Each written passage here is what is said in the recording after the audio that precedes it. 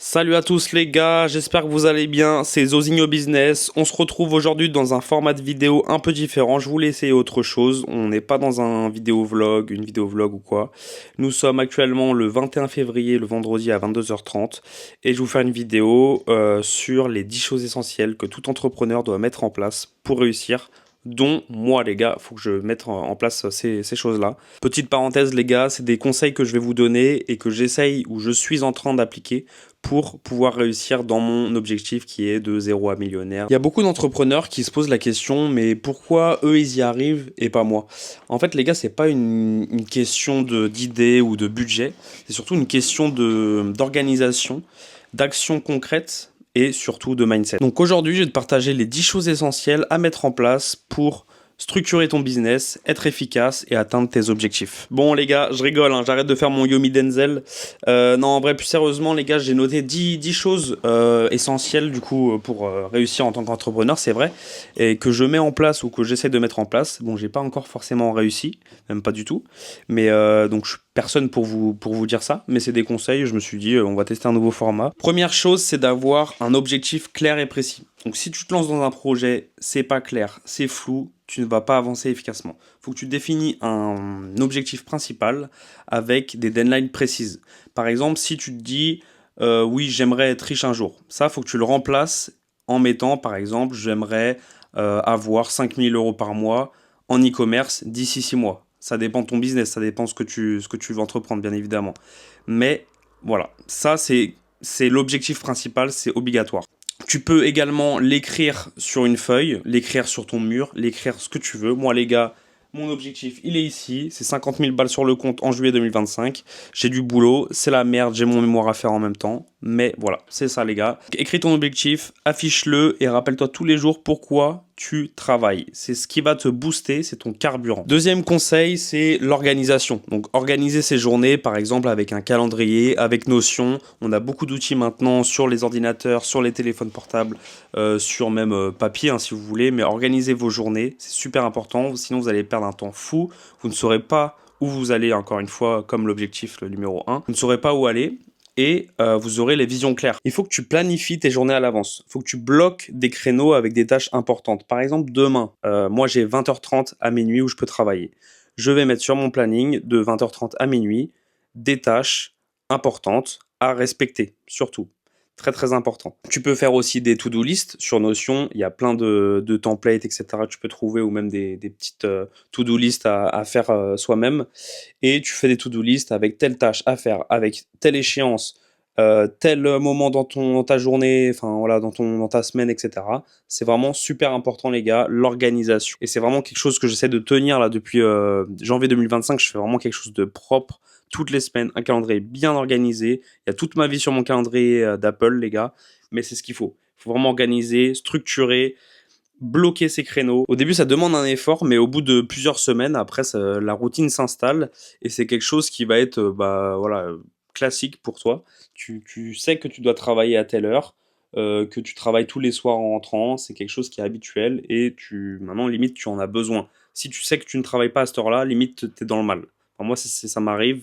Des fois, je rentre du travail, je suis un peu fatigué, etc.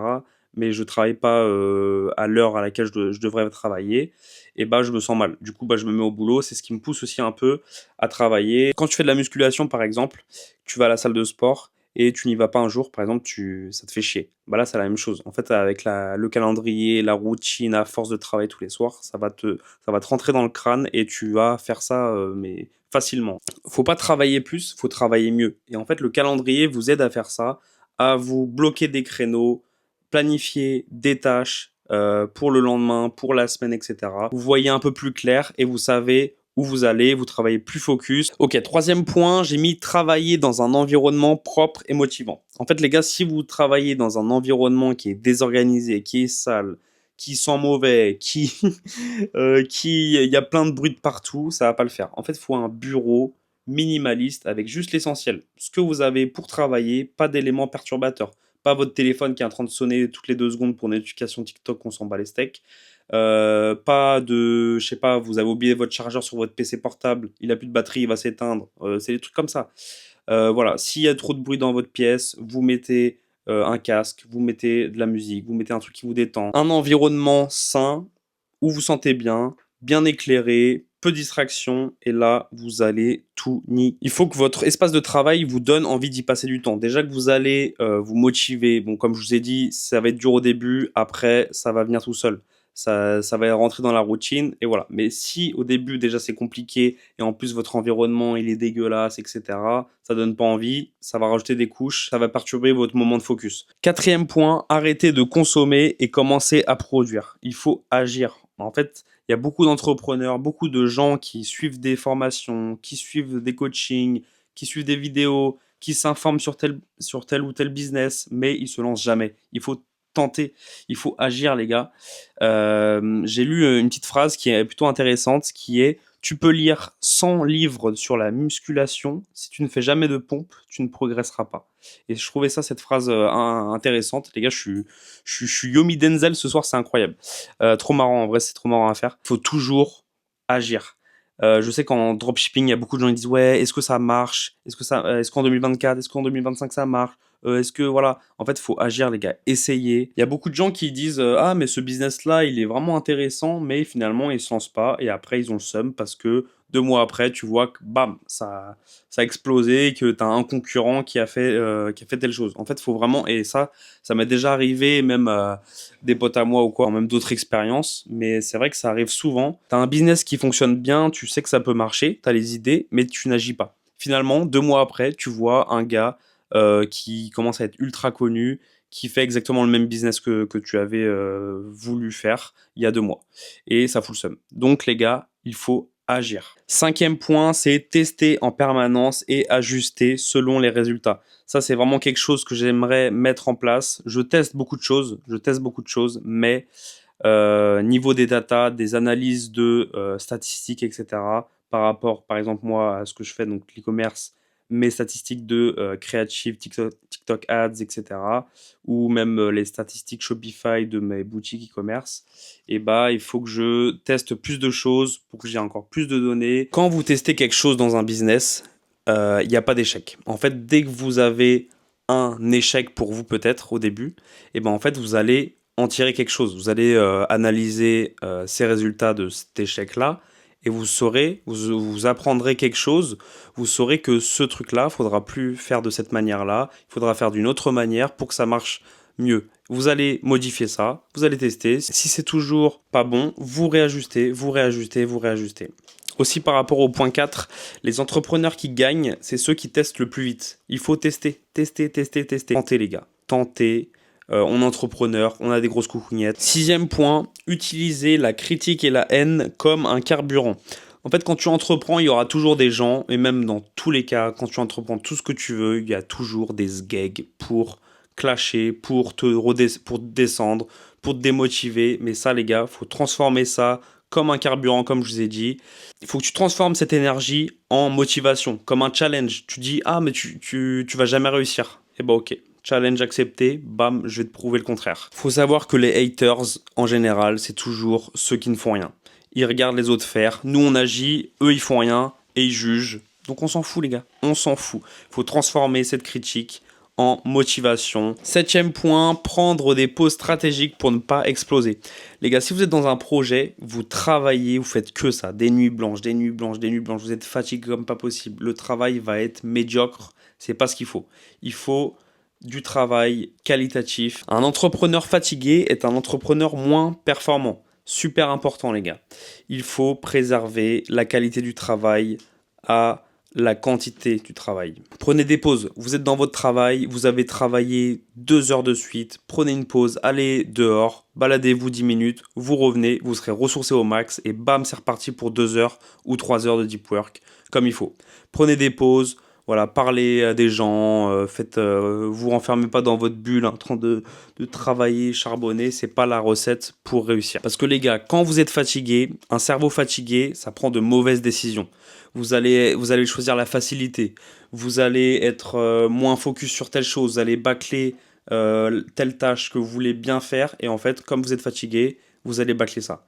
c'est pas ce qu'il faut. Donc vraiment, moi les gars, c'est mon cas. La semaine prochaine, là, si vous voyez, peut-être cette vidéo, elle sortira peut-être début mars, je ne sais vraiment pas quand elle sortira, mais c'est mon cas là, je sens que il me faut une petite semaine. C'est ma copine qui m'a donné cette idée-là d'ailleurs, parce qu'elle sent que j'étais un peu fatigué, j'étais malade la semaine dernière, et ça c'était une petite parenthèse un peu perso. On pourrait rajouter aussi dans ce point numéro 7 le sommeil, super important. Il faut pas négliger le sommeil les gars.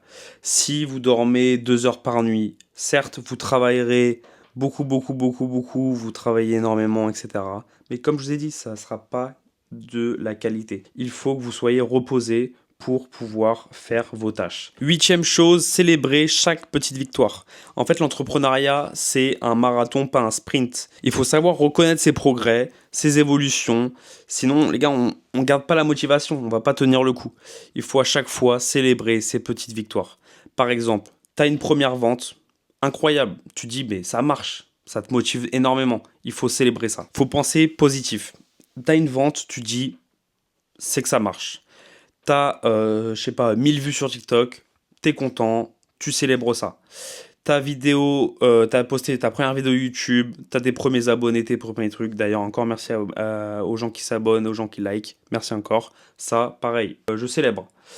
Première semaine bien organisée, de A à Z, je célèbre. Phrase très importante, chaque petit succès te rapproche du gros succès. J'ai vu une autre phrase qui est intéressante aussi, c'est si tu attends d'être millionnaire pour être content, tu seras frustré toute ta vie. Et je trouve ça vraiment vrai, parce qu'on pense beaucoup voilà, à l'argent, etc.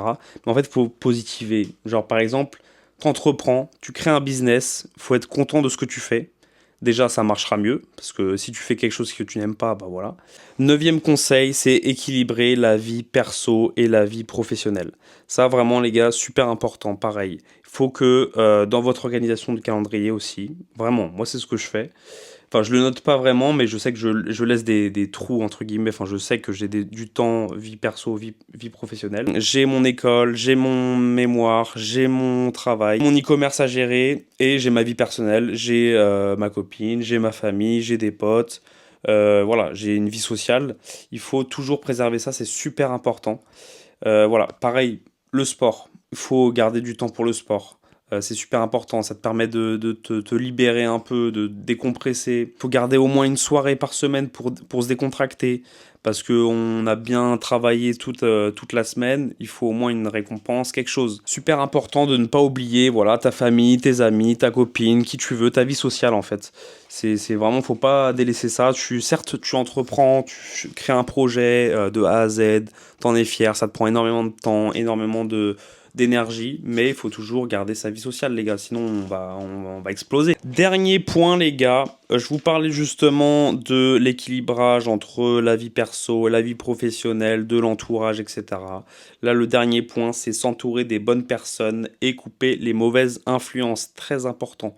Je vous parlais de la vie sociale, mais tout ce qui est mauvaise influence, des personnes toxiques qui vous nuisent, qui vous perturbent, ton entourage va énormément t'influencer sur ta réussite. Il faut que tu t'entoures de gens qui ont des ambitions similaires. Il faut que tu t'entoures d'entrepreneurs, des gens qui ont des ambitions similaires pour qu'il y ait des gens qui t'inspirent et pas qui te tirent vers le bas. Voilà, comme on dit, montre-moi ton entourage et je te dirai où tu seras dans 5 ans. Rejoignez des groupes d'entrepreneurs, par exemple, si vous voulez vous motiver à plusieurs. Je sais qu'il y a une personne qui s'appelle, je crois, Alex Kahar, de mémoire, je crois. Désolé si j'écorche ton nom. Et il regarde mes vidéos, il est abonné, il met beaucoup de commentaires, etc. Il suit beaucoup de réels sur Instagram.